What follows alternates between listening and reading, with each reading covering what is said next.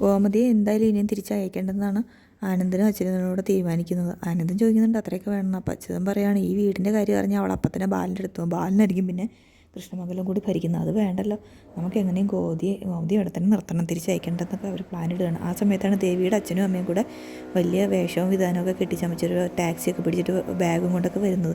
എന്നിട്ട് പറയുന്നുണ്ട് ഇനി നമ്മൾ ഇവിടുന്ന് തിരിച്ചു പോകുന്നില്ല. അവർ പറയും ഗോമതി തിരിച്ചു വരുന്നവരെ നമുക്ക് ഇവിടെ തന്നെ നിൽക്കണം. അപ്പോൾ അയാൾ പറയാണ് ഗോമതി തിരിച്ചു വരാനേ പോകുന്നില്ല, ഇനി അവിടെ തിരിച്ചു വരാതെ നോക്കണം, നമ്മളാണ് ഇവിടെ സ്ഥിരമായിട്ട് നിൽക്കാൻ പോകുന്നതെന്നൊക്കെ പറയുകയാണ്.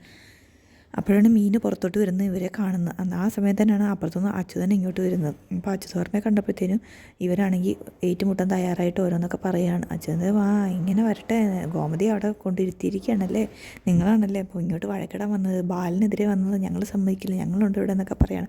അപ്പോൾ അയാൾ പറയാണ് ബാലം വിളിച്ചു വരുത്തിയായിരിക്കും ഞങ്ങളുമായിട്ട് വഴക്കിടാം അല്ലേ, എന്നാൽ പിന്നെ കാണാം എന്നൊക്കെ പറഞ്ഞ് വഴി നിന്നുകൊണ്ട് വഴക്കിടണം. അപ്പോഴത്തേക്കും മീൻ ഓടി വന്നിട്ട് അങ്കിളെ ആൻറ്റി നമുക്ക് വീട്ടിലോട്ട് പോകാമെന്നൊക്കെ പറഞ്ഞ് അവരെ വിളിച്ചുകൊണ്ട് പോയിട്ട് അവരോട് ചോദിക്കണം എന്താ ആൻറ്റി എന്താ പ്രശ്നം.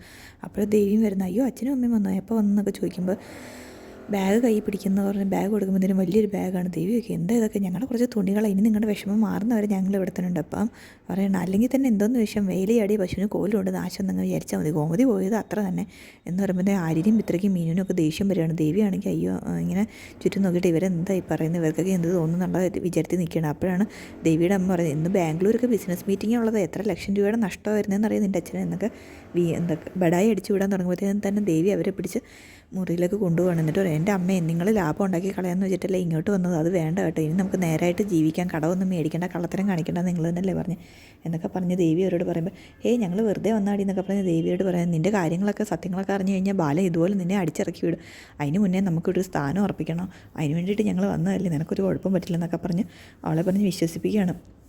ശരിക്കും വീടും കടയെ അടിച്ചെടുക്കാൻ വന്നതാണ്. അത് കഴിഞ്ഞ് പിന്നെ ബാലിനെ കാണട്ടെ എന്ന് പറഞ്ഞ് ബാലിനെ കാണാൻ വേണ്ടിയിട്ട് പോയിട്ട് ബാലിനോട് പറയും ബാലിനപ്പോൾ അയ്യോ നിങ്ങളോ സാറേ ഇരിക്കും എന്നൊക്കെ പറഞ്ഞ് വലിയ വിനയാണ്.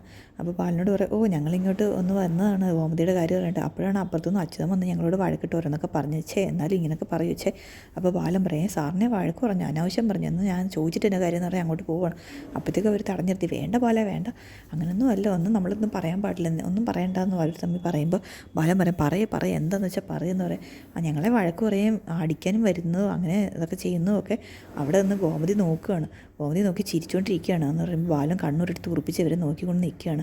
അതിനിടയ്ക്ക് അലോക് സംസാരിക്കുന്നതിനിടയ്ക്ക് ഗോമതിയോട് പറയുന്നുണ്ട് അപ്പച്ചി അയാൾ ഇനി അങ്ങോട്ട് ചെന്നാലും അപ്പച്ചി അയാളിനി ഇതൊക്കെ തന്നെ ചെയ്യുമെന്ന് പറയുമ്പോൾ ഗോമതി പെട്ടെന്ന് അവന് ദേഷ്യത്തോടെ നോക്കും. എന്താണ് നീ വിളിച്ചത്, എൻ്റെ ബാലേട്ടൻ നീ അയാളെന്ന് വിളിച്ചോ, ഞാനും ബാലേട്ടൻ തമ്മിൽ പല പ്രശ്നങ്ങളും കാണും, പക്ഷേ നീ എൻ്റെ ബാലേട്ടൻ്റെ അയാളെന്ന് ഇനി മേലിൽ വിളിച്ചിട്ടുണ്ടെങ്കിൽ അപ്പോൾ അലോക് അയ്യോ സോറി അപ്പച്ചി എന്ന് പറയുകയാണ്. അപ്പോഴത്തേനും എല്ലാവരുടെയും മുഖം ഒന്ന് മാറുന്നുണ്ട്.